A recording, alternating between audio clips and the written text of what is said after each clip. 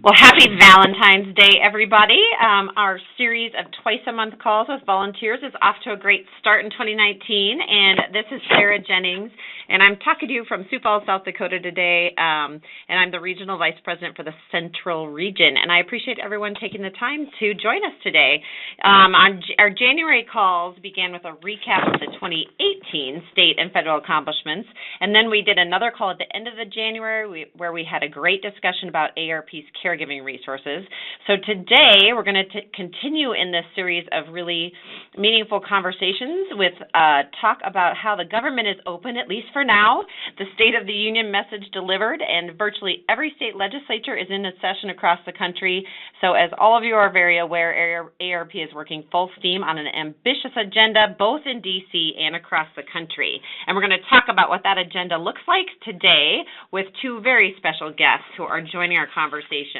First, we're going to hear from Nancy LeaMond, and Nancy, as most of you know, is AARP's Executive Vice President and Chief Advocacy and Engagement Officer for the Community, State, and National Affairs Team. And I needed a breath in there because your title is so long and wonderful, Nancy. And as many of our frequent callers know, Nancy oversees all of AARP's government affairs, campaigns, programs, multicultural, and community engagement teams, including all of the state offices and the Office of Volunteer Engagement. She is a nationally recognized leader on health, retirement security, and other issues important to older Americans. So we're very grateful to have Nancy with us today. And we are also joined by Joyce Rogers, who is our Senior Vice President for AARP's State and Federal Government Affairs Team.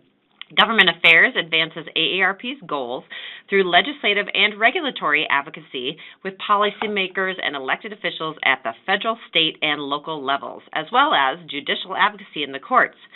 Joyce serves on the board of directors for AARP's Legal Counsel for the Elderly, the Franklin Center for Global Policy Exchange, and the Friends of the National Zoo. Prior to joining AARP, she was a partner at Williams & Jensen, an independent law firm that focuses on lobbying, and she also worked on Capitol Hill for Maryland Congressman Steny Hoyer. So welcome both to Nancy and Joyce, and I have to say I learned something new. Joyce, I didn't know about your involvement with the zoo, which is very cool. So thanks to both of you for being here. And Nancy, we're going to start with you. So how would you describe the D.C. landscape and AARP's ability to get our message to members of Congress and the administration and advance our agenda?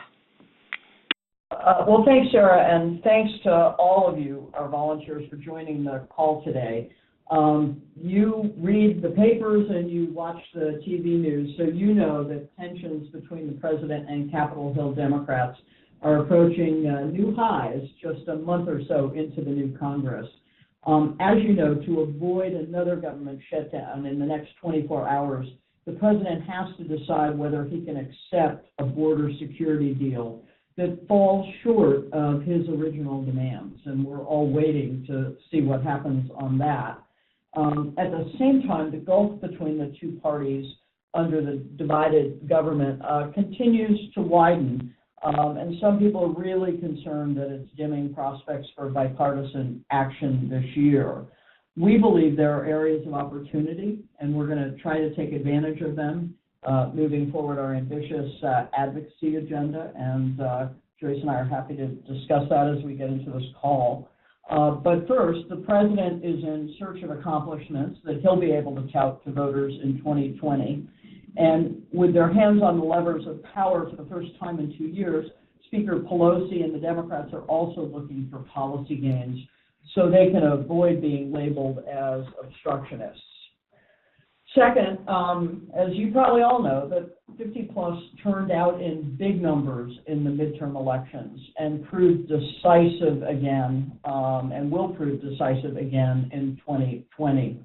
We're going to continue to drive this narrative with lawmakers to focus their attention on issues our members want addressed now.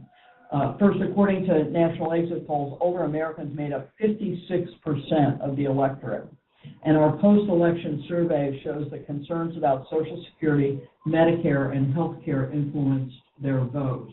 The same survey revealed that older voters strongly preferred a candidate who would compromise in a bipartisan manner to make progress to one who is simply saying that he's going to stay true to their beliefs no matter what. So we think this is encouraging.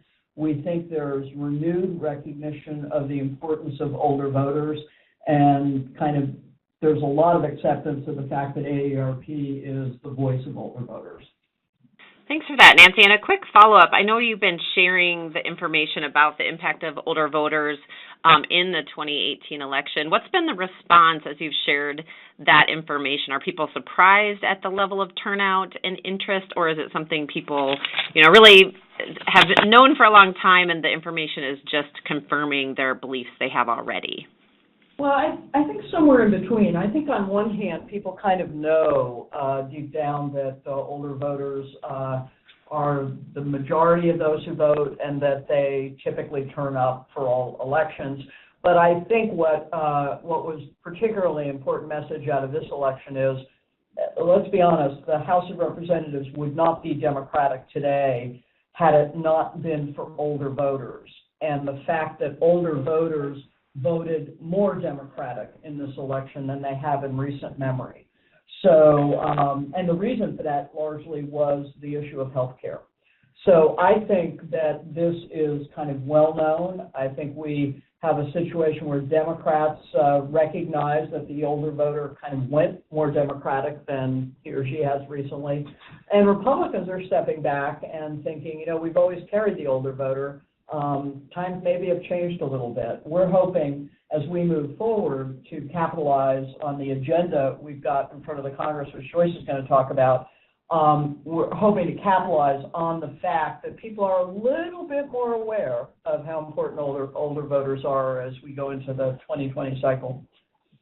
Great. Thanks for that. That's interesting. Joyce, so you and your team are connecting every day with legislators in D.C. So what is it like working with a divided Congress, and is compromise on anything possible these days?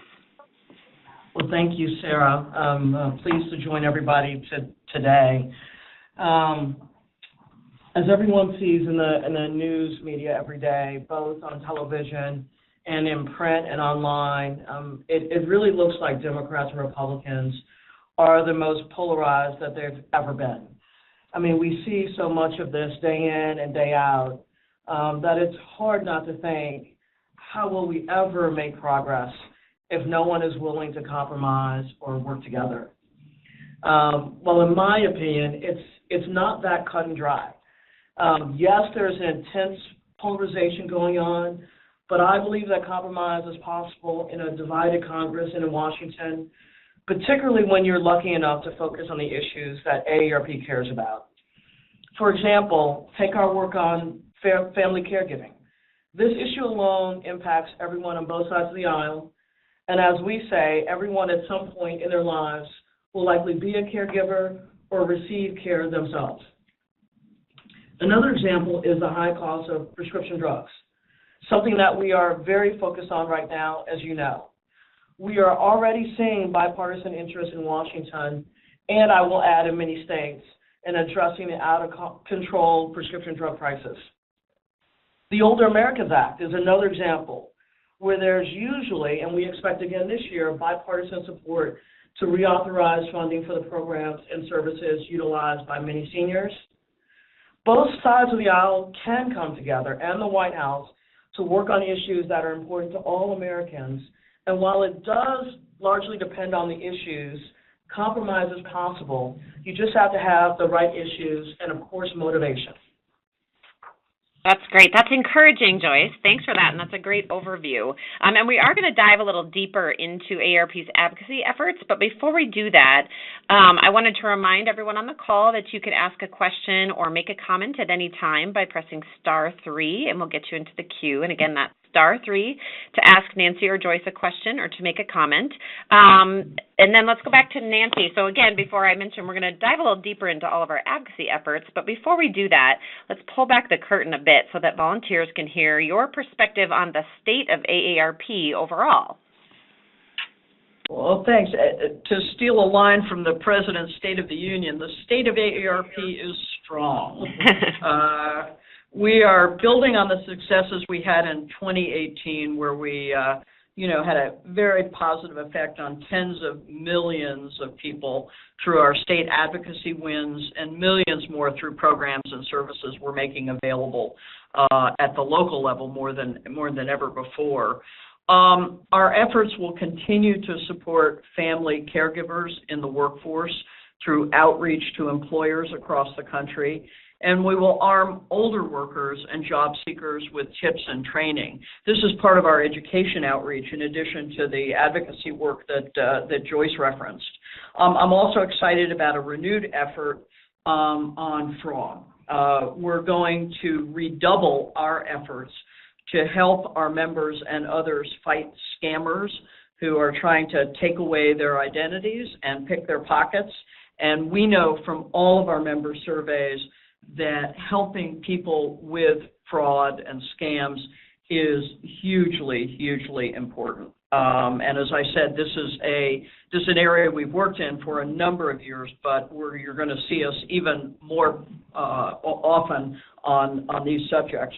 Our work to make communities more livable for people of all ages is going to expand even further this year as we engage even more purposefully with mayors across the country. We now have well over 300 cities and towns that have joined the AARP Age-Friendly Network, and probably another 100 where we're working on livable communities, pieces of the livable communities agenda.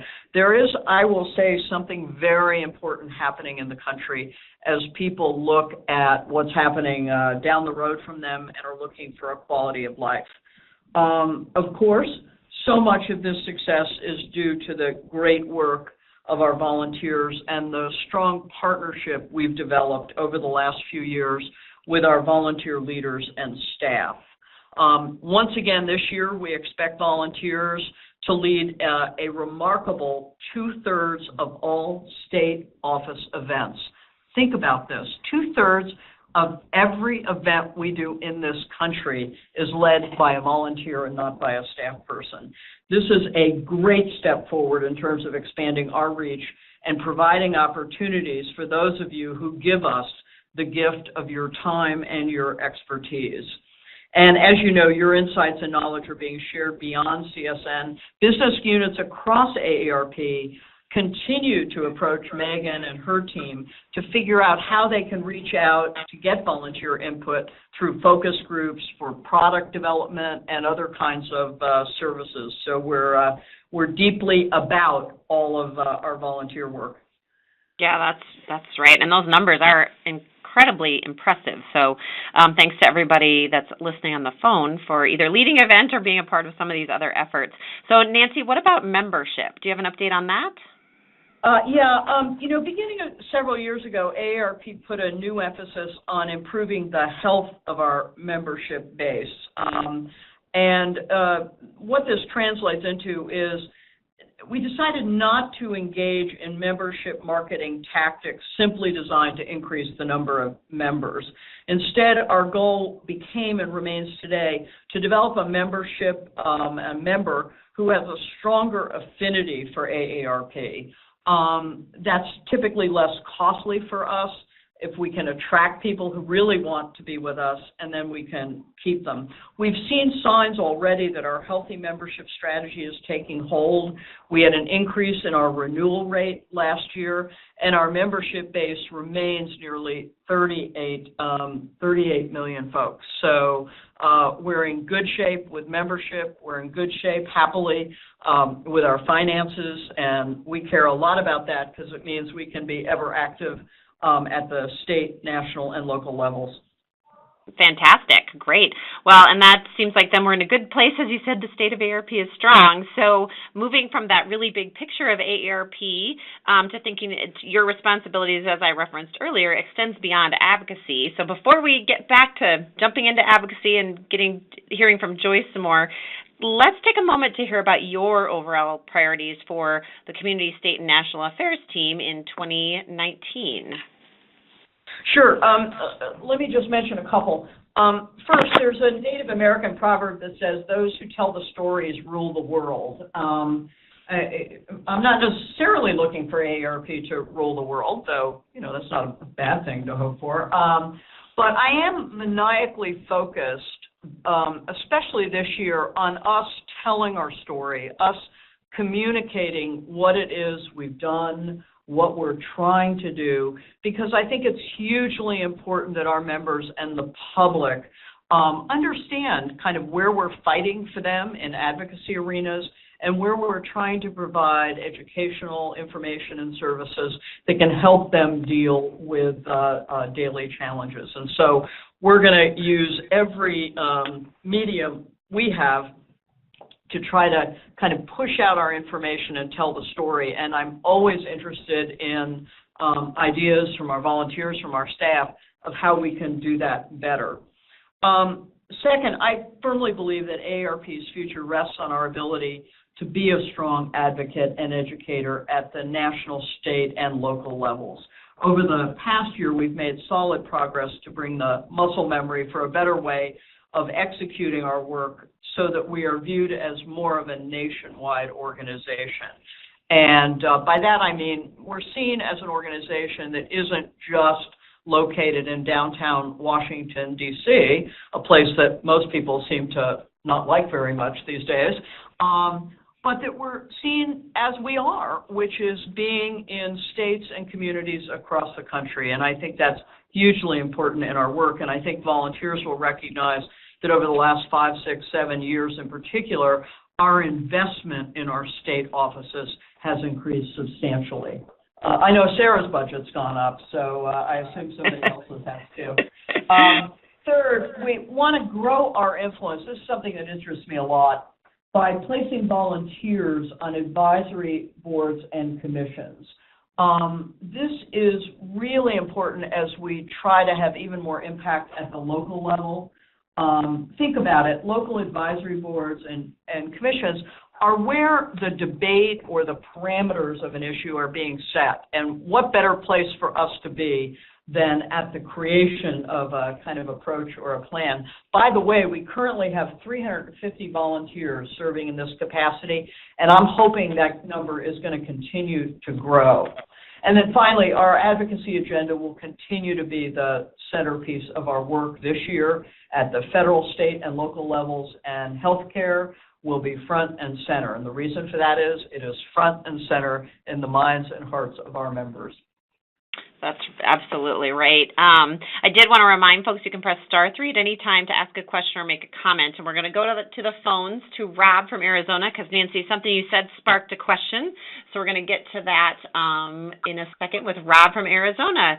Go ahead, Rob.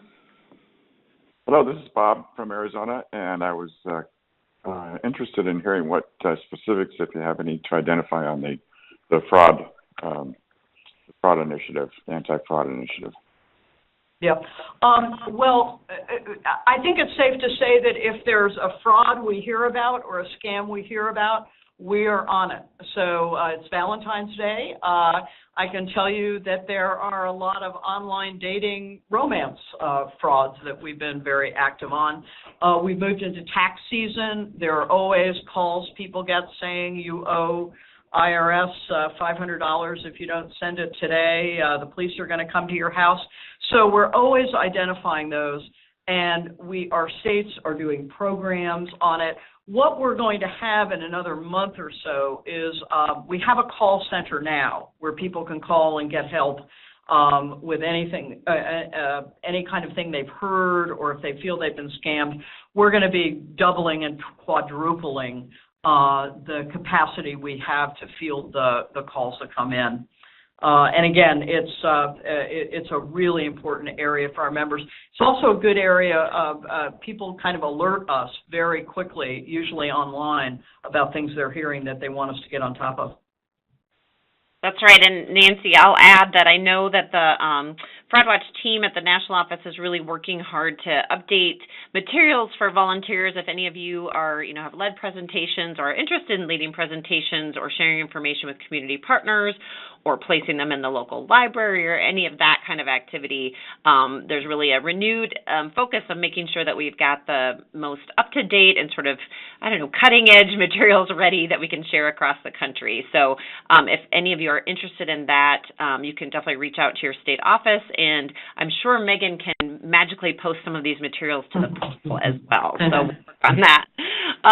That's great. So, and again, press *3 if others have questions or a comment to make. And I did want to say, one of the neat things about this telephone town hall technology is that we can do some real-time polls and ask you all who are sitting across the country listening to answer a question or give us some input. And so Nancy mentioned that we currently have 350 volunteers serving on a board or some sort of task force at the local level. And so my question to you is, do you serve on a state or local advisory board or commission? And if you do, please press 1.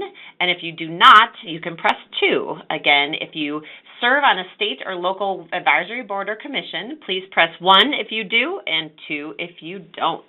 All right, and thanks for participating in that, and I will report the results after a couple of more answers.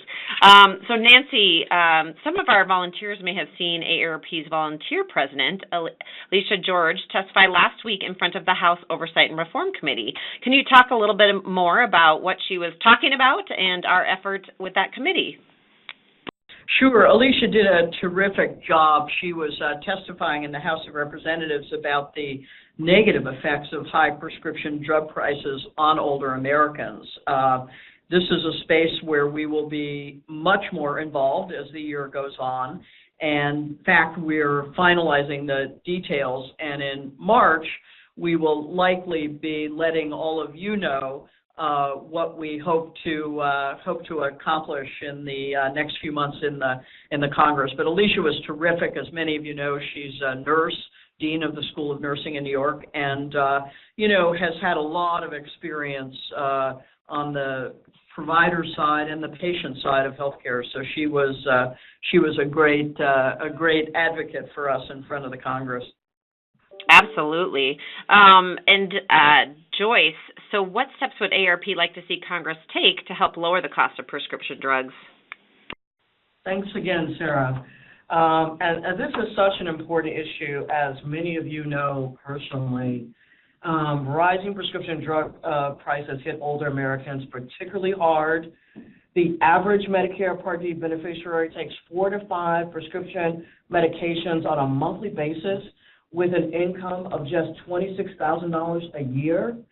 AARP's Public Policy Institute has studied the rise in drug prices each year, and year after year we have seen prices rise by double digits. As we know, this is a huge problem that has only intensified over the years. The good news is that in the beginning days of the new Congress, we have seen an immediate focus on rising prescription drug prices. There have already been 3 hearings on the issue led by Democrats and Republicans in the House and the Senate. As Nancy reported, Alicia Georges testified before the House Oversight and Reform Committee about how important this issue is to older Americans. We believe that it's critical that any proposals to lower prescription drug prices can't just shift or move the money around the healthcare system without addressing the root problem, which is the prices set by pharmaceutical companies. So AARP supports a number of proposals to help lower high prescription drug costs. We want to allow the U.S. Department of Health and Human Services to negotiate lower drug prices on behalf of Medicare beneficiaries. We want to allow for the safe importation of lower-priced drugs. We want to increase competition by prohibiting pay-for-delay deals between brand and generic drug companies, where basically for a set number of years, the brand companies pay off the generics to delay the lower-cost generics coming to market. And then we also want to see greater transparency in prescription drug pricing. Great. So, and it does, Joyce, is this an issue, you talked about the potential for compromise earlier. Do you feel like this is an issue that we can find compromise on? It does seem like in the media anyway, we're hearing, reports of folks of all political stripes being interested in the issue. So are you hopeful we can make some progress this year? I am very hopeful, and I'm very excited. I mean, as you said, we are seeing conservatives and liberals. We're seeing Speaker Pelosi and the President of the United States talk about this issue and propose specific solutions. So we're excited to work with anyone and everyone that we can to address this important issue for our members. Great, thanks. So what are some of our other priorities for the new Congress? And Joyce, why don't you start? And Nancy, you could add anything if there's something you want to add. But Joyce, go ahead. So we have a number of issues that we are focused on. So aside from prescription drugs, we are very interested and focused on seeing the medical expense deduction made a permanent fixture in the U.S. tax code.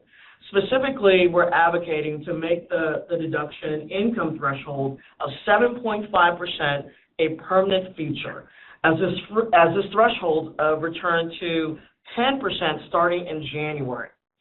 As you know, the deduction is a tax benefit targeted at the middle class for individuals who have very high medical expenses. What that means specifically is expenses for this year exceeding 10% of their income. So that's number one. Number two is reauthorization of the Older Americans Act, which I mentioned earlier. The current reauthorization expires on September 30th of this year. Our focus there is to make sure that the law will maintain critical programs for older Americans. For example, it includes important programs like Meals for the Homebound, so, Meals on Wheels. Also includes elder abuse protection programs, family caregiving training and support services, senior centers, which my mom loves, and important programs like the Senior Community Service Employment Program, which is also known as CSEP. So as Congress moves forward, our efforts are going to be, largely dictated by what they decide to prioritize. For example, there could be an effort to improve America's infrastructure, in which case we would be advocating for livable community issues like improving rural and urban access to broadband and increasing safe mobility options that support our efforts to age in place. So that's just a few of the issues that we're going to prioritize.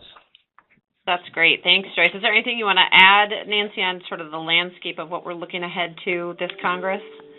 Not really. I think Joyce has covered it. At the same time, we have to be ever vigilant about changes, whether we think they're good or not so good, in the Affordable Care Act. And clearly, something will come up, and Joyce and her team will be front and center figuring out where we need to engage. And as you all know, had it not been for our volunteers, we would have had a much tougher path through the repeal and replace period a couple of years ago.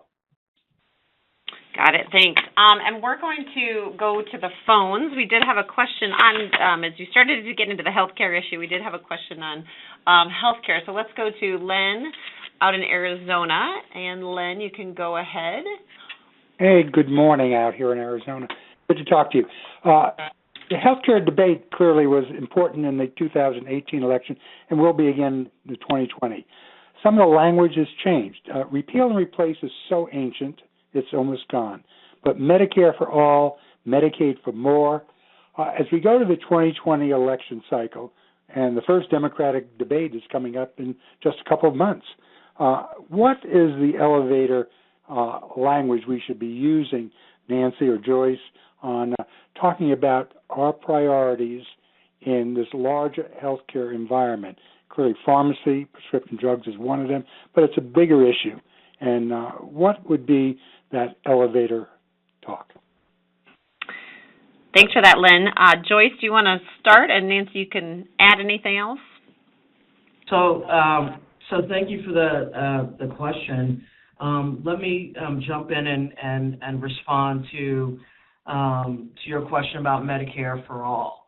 And I think the key talking point really for all of us is that AARP supports efforts to ensure affordable, and high-quality health care. But to acknowledge that in recent months, there's been an increased public conversation about expanding access to Medicare, and that there are a number of proposals that are out there, but we don't have many details yet on how they would work. So, beyond telling folks that AARP is and will always be a staunch supporter and defender of Medicare, we haven't yet taken a public position on Proposal A or Proposal B. Of course, we're actively engaged in this issue, but it's really early. Yeah, thanks for that, Joyce. Is there anything you want to add, Nancy, or does that cover it? No, I think that covers it. I think Medicare for All has come to mean a lot of different things. For some people, it's single payer. For others, it's not single payer. And we're just going to, look, there's no question that we will be sure to always protect and continue to have Medicare be strong for the people on it, for people who will be on it soon. But we're going to have to look at these proposals, as Joyce said, as they come down the pike. Great. Thank you for that. We're going to keep going to the phones, and I want to remind folks you can press *3 at any time to get in the queue to ask a question or make a comment. But before we go to Ken in California, I wanted to share that almost 40% of those of you on the phone today do serve on a local board or state commission. And so we want to thank you for your service on those boards, and also hope that you're sharing that good information about what you're learning and influencing and the work you're doing with your state office so that we can support you and also just kind of have a sense of all of the different activities happening across the country. So thank you for that. And with that, let's go to Ken in California, who had a question. Go ahead, Ken. Joyce, you mentioned a little bit ago about the percentage of medical expenses you need via or yearly earnings to get deductions. I believe it's 7.5% now, at least in California at the state level. What are you looking at the national level? What do you want to make it? What kind of a floor, or whatever you want to call it, do you want to make? So for federal taxes, on January 1st, it changed to 10%. From 7.5% to 10% at the federal level. So our goal this year is to get it rolled back to 7.5%. And with tax changes, you can do it retroactively. So as long as we get it done by December 31st, it will go into effect for the next time that folks pay their taxes. Does that make sense? We will, we hope it does, and Bob, Ken, if that wasn't doesn't make sense, or you had a different or wanted a little more information, you can press *3 and get back in the queue, and we will make sure to get more information. But hopefully that covered it, Joyce. Thank you. And let's now go to Deborah in North Carolina. Deborah in North Carolina had a question or a comment, so you can go ahead, Deborah. Hi there. Hi. Got a question, and I ran into this last year. Is anywhere, as we're talking about health coverage and the drug coverage, are we looking at eliminating the penalty if you do not buy drug coverage insurance? If you don't buy Silver Scripts or Aetna or whatever, right, you're penalized 1% forever until you do buy it. So is anybody looking, and why are senior citizens being penalized? Where now we've removed the penalty from the ACA, so if you don't even buy health insurance, you're not penalized, but senior citizens continue to be penalized. Great. Thanks for that question, Deborah. Joyce, do you have any reaction to that question?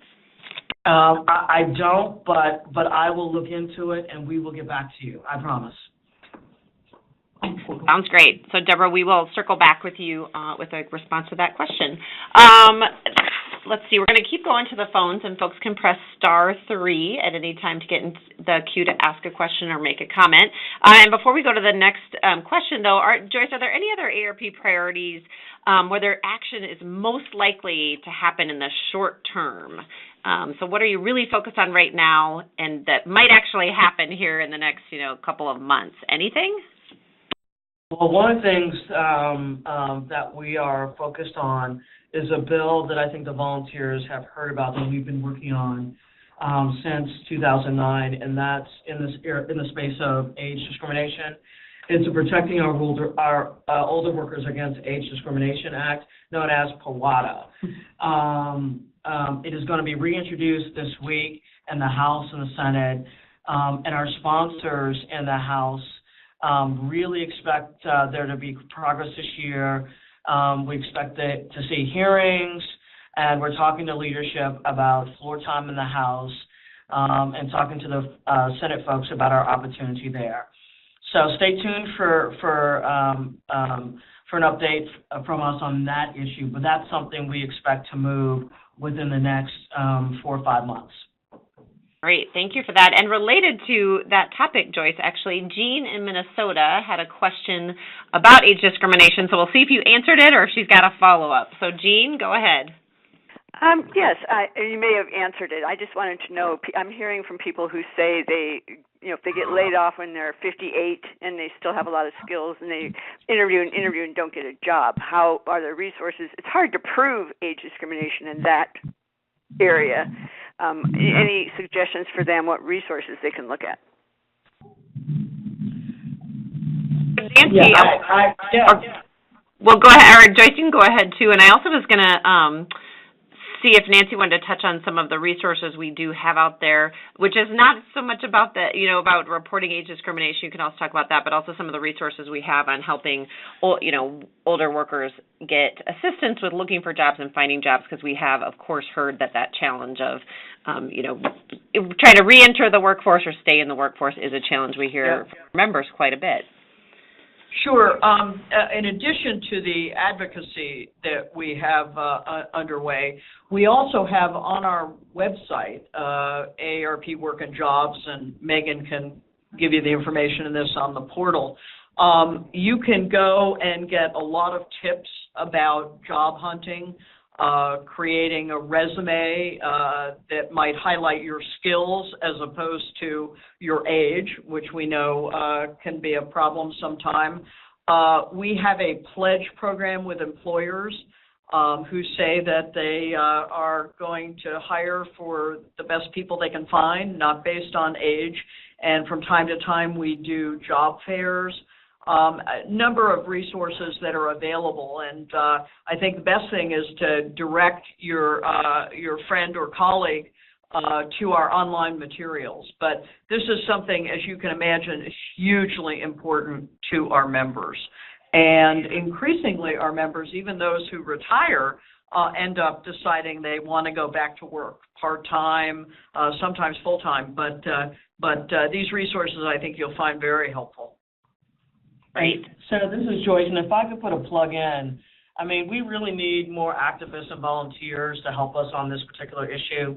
So if there are folks out there, or you have someone in your family that has a very compelling story, please reach out to Megan via the portal or to your state office, because this is such an important issue. We've got great momentum. But we need our volunteers at our side. And Megan's given me the information. It's volunteer@aarp.org. Thank you, Megan. Great, thanks. And that's a great request, Joyce, because you're right that, nothing helps make our point better when we're advocating either in state houses or city council chambers or up on the Hill than these stories of how people are impacted every day by some of these issues. So stories from folks on the phone or family members, as Joyce requested, would be really helpful. And I did want to mention that there is on the volunteer portal the 2019 Federal Legislative Priorities document for both health security and financial resilience, is available there. So you can download or just view a copy by clicking on the Libraries tab and entering priorities into the search bar. So we're going to keep going to the phone, and again, I'll give a plug for *3 if you have a question or comment. We have a bit of time left, but we're going to go to Jean in D.C. next. So Jean, go ahead and ask your question. Yes, hello everybody. I indicated a little while ago that I was wondering whether at National AARP, someone or somebody's are focusing upon what's happening here in Southwest D.C., where I am a Ward 6 liaison, and that is rapid, extensive physical development and redevelopment.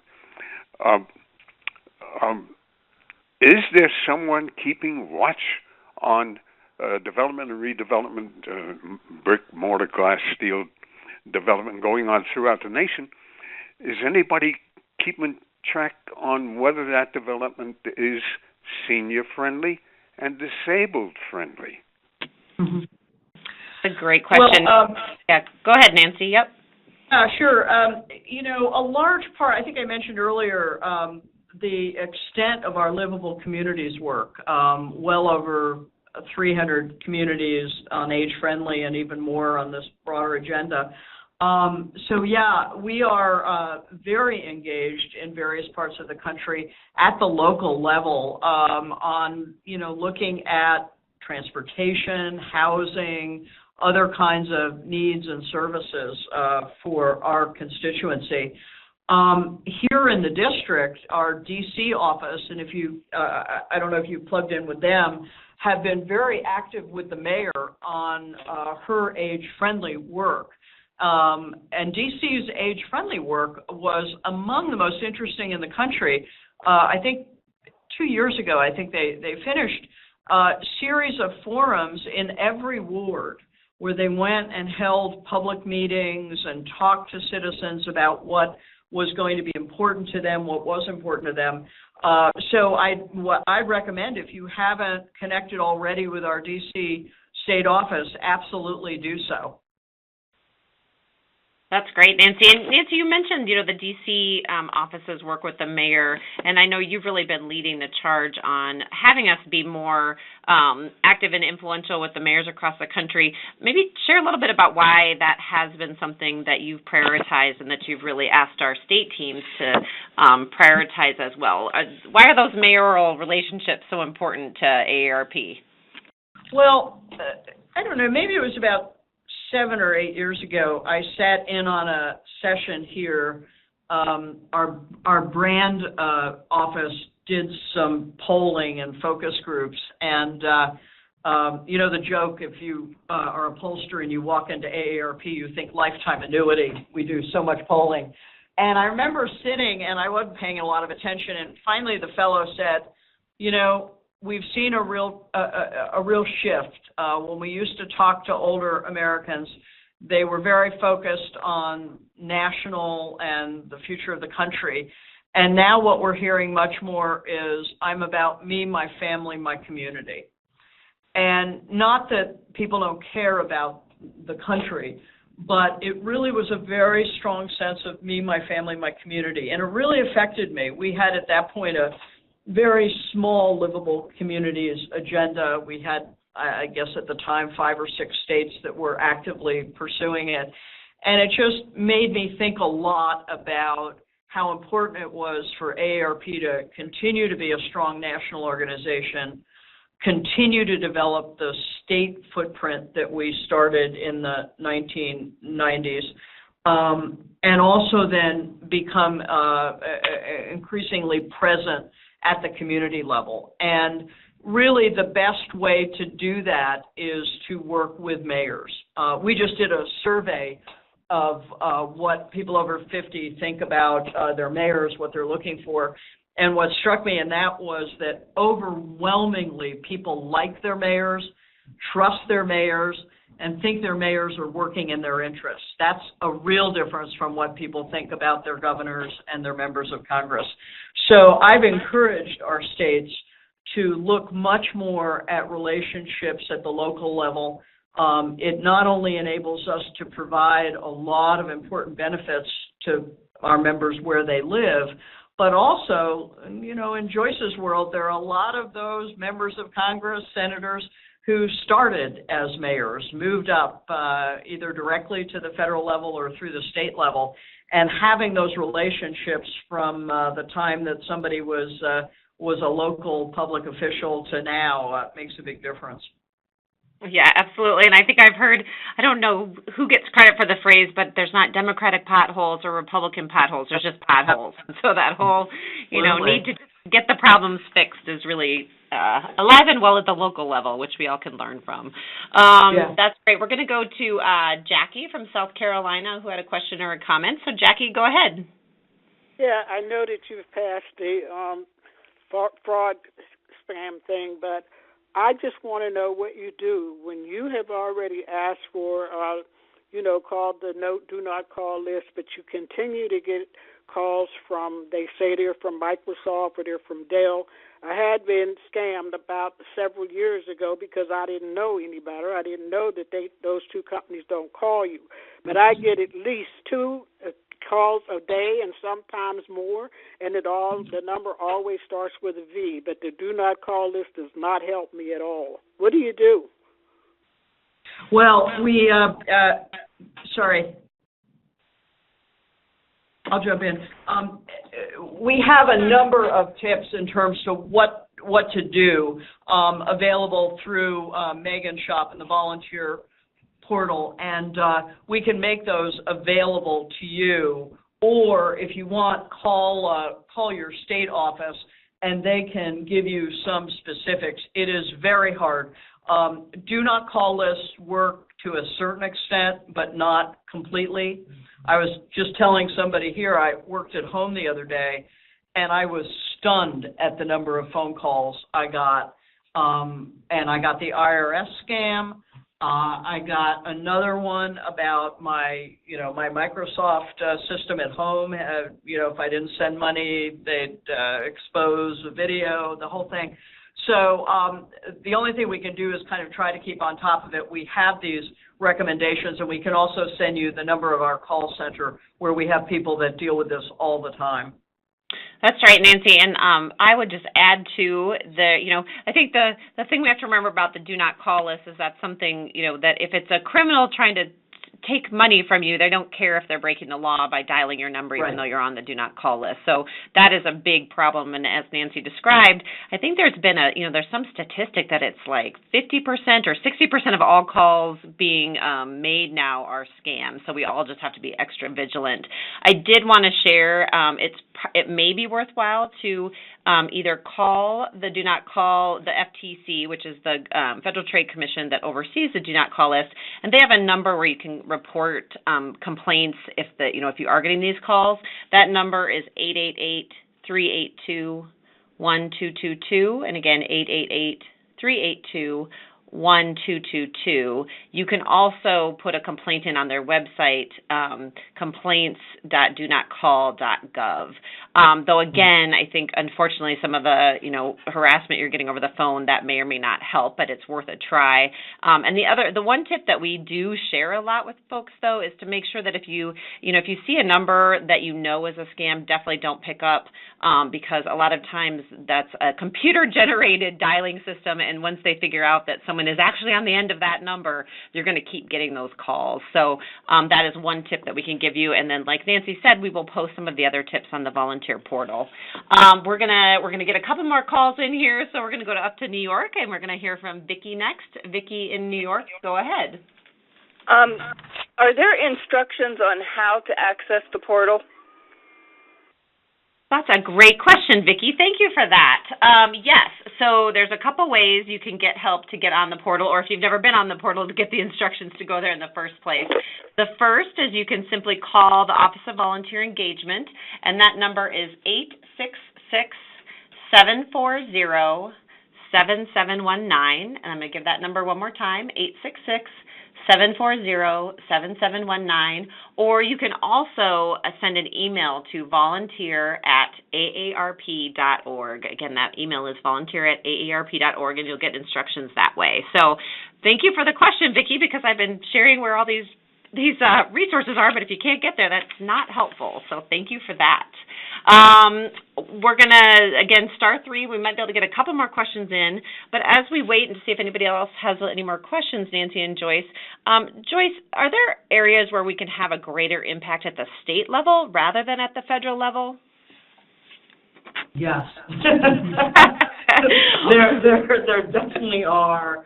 Generally, as you well know, Sarah, states in recent years have been making more progress on many issues simply due to the lack of polarization politically at the state and local level as compared to the federal level.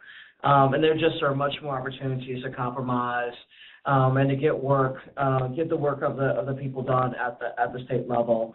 So, for example, we're seeing tremendous success with our Work and Save campaign. As many of you already know, this effort focuses on the ability of employees to save and work for retirement through various state programs.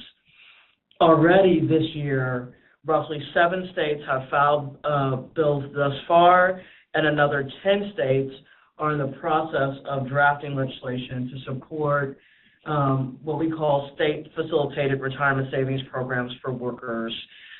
These are individuals who do not have a way currently to save at work.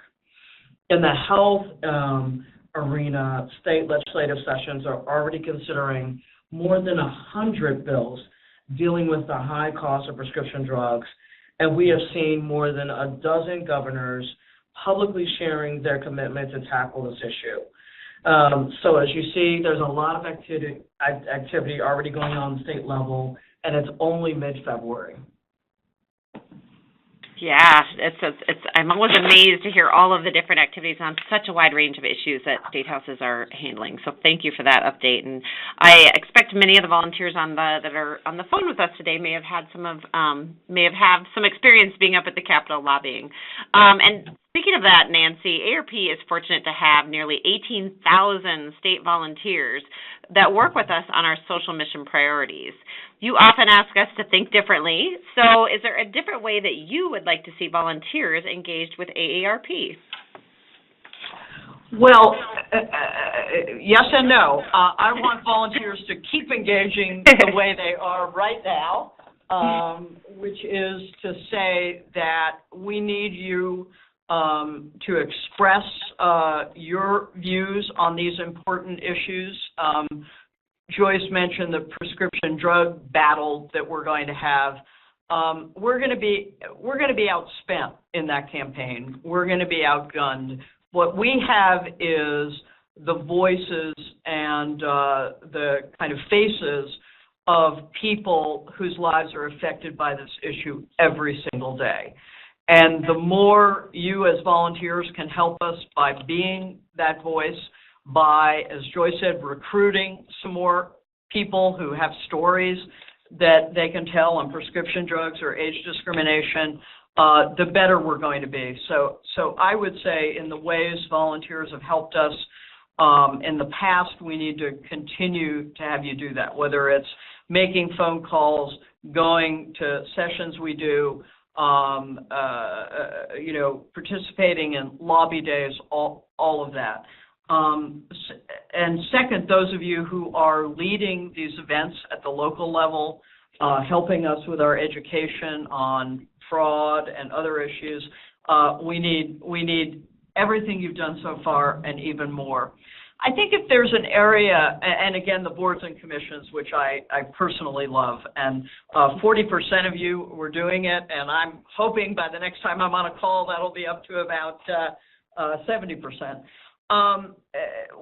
The area I think we can work even harder is to figure out how to utilize this tremendous kind of cadre of insight we have through our volunteers on specific questions. So Joyce mentioned it. I think you're going to have John Hisht on the volunteer Teletown Hall in a couple of weeks to talk more about what we're going to be doing on prescription drugs.